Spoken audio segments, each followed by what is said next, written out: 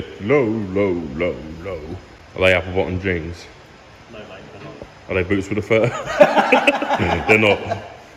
They're DCs with bright, well, they look yellow. Green. He adamant they're green, but They are green. And they I'm just saying, if you give that to Dulux, that'd be a yellow paint.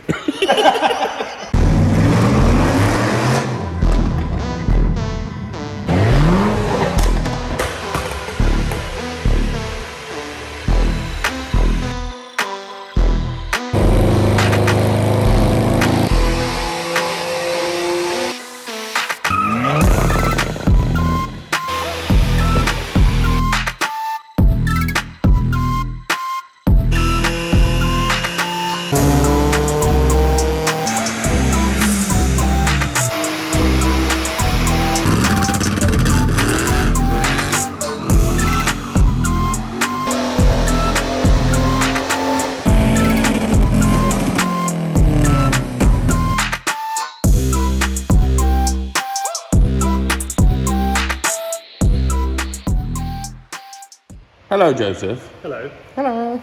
How's it going? All right, what's this magnificent beast? This is a Mark II with a AAA 2.8 VR6 mounted with turbo. So they've gone big boy engine and turbo. And turbo. This makes me happy. So the long and short of this one, this was a car from Matt over at Mark II Spares, sold to one of his customers.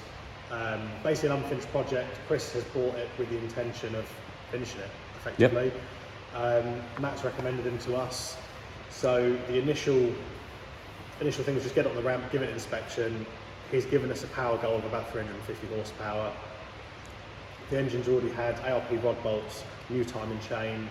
It's got a different inlet plenum. Basically just getting it sorted, getting it to where it wants to be. Obviously management wise it's currently on a stock old Motronic ECU. Which is what they come in standard. So we're looking at standalone. Initial option is going to be Motorsport Electronics ME442 with wideband.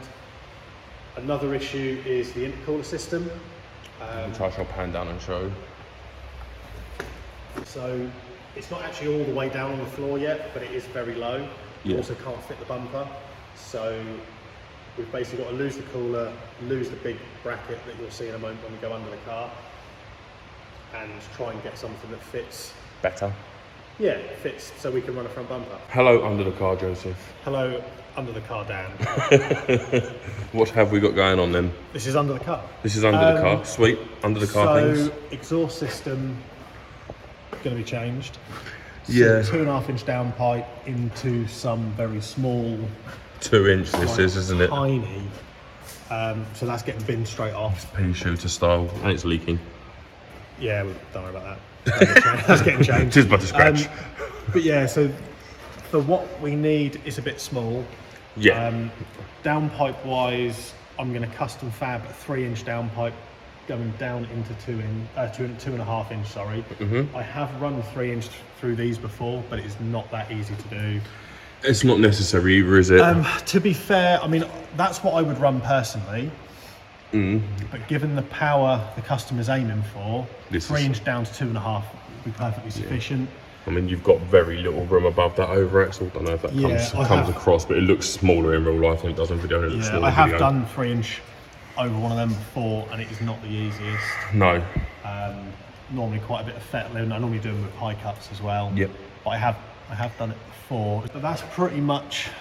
It's pretty tidy under here for like a 1,000-year-old car, though, isn't it? Probably, when I've got it apart, I will most likely give it a good wire brush and an under seal before I do the exhaust. Yep. And front brakes need to be unseized because they're sticking on a bit. But that's about all there is for that. Yeah, we'll fix that. We'll fix that. But yeah, that's kind of about it under here, I think. Yeah, this is mainly just exhaust work under here, isn't it? And there's some stuff and things that need rectifying. There, is there, in the cooler wires? Yeah, there's a big old bracket there that's going to need to be smaller. That's coming off. Pipe work as well. I mean, the 3 inch going on the cold side of the cooler, sort of from here upwards, is fine. But it's running what, if I haven't measured it, it looks like 3 inch pipe work to me. Probably a little bit excessive. So we're looking initially, I've basically said to Chris, bin off the turbo, bin off the wastegate, We're most likely going to use a GTX 3071R, which I know for 350 horsepower is probably a little bit big, but I'm trying to overspec it a tiny It gives bit, options. just in case he wants to go a bit further in the future. The wastegate is just an eBay gate. We'll most likely change that for either tile MVR or a precision. Yeah.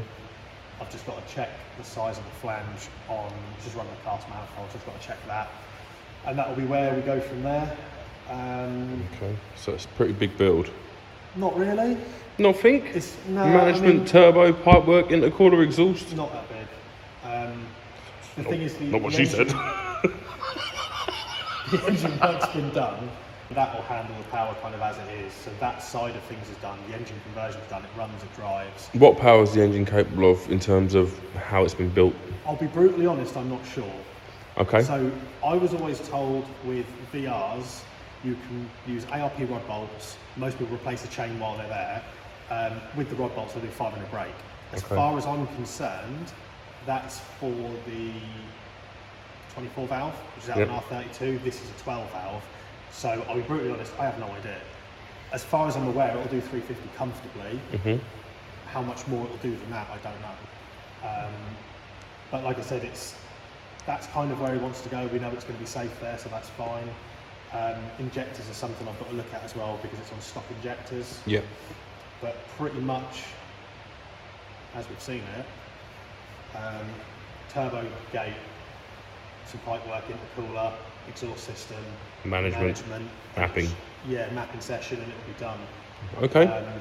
We're just working with Motorsport Electronics at the moment because I haven't found anyone. I'll be honest, I haven't done too much looking.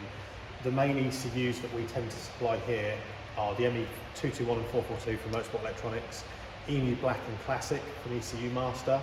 They are the main few ECUs we use. None of them currently do a plug and play option for this harness.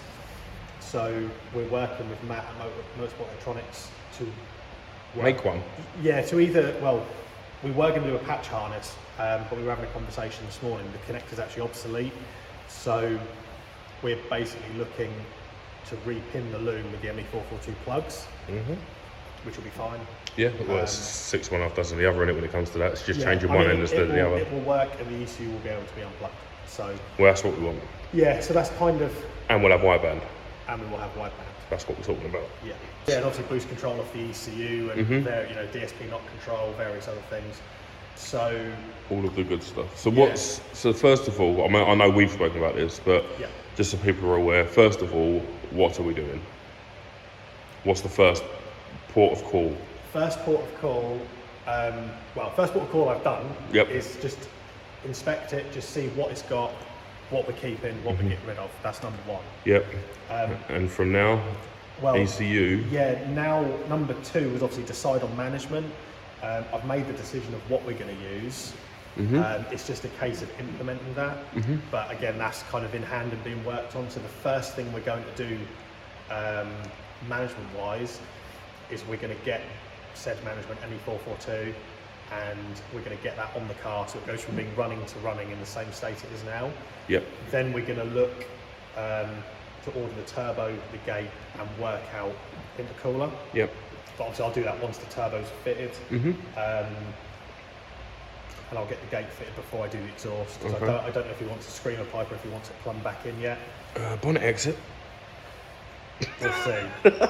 He wants to keep it street legal, so it's kind of, to be fair, I know a lot of people who run bonnet exit screamers and stuff, but I think questionable. Noise-wise, I think noise-wise he's probably going to want it plumbed back into the exhaust, but we'll see. Okay. So that is the start of the VR6 Mark II Golf Turbo project.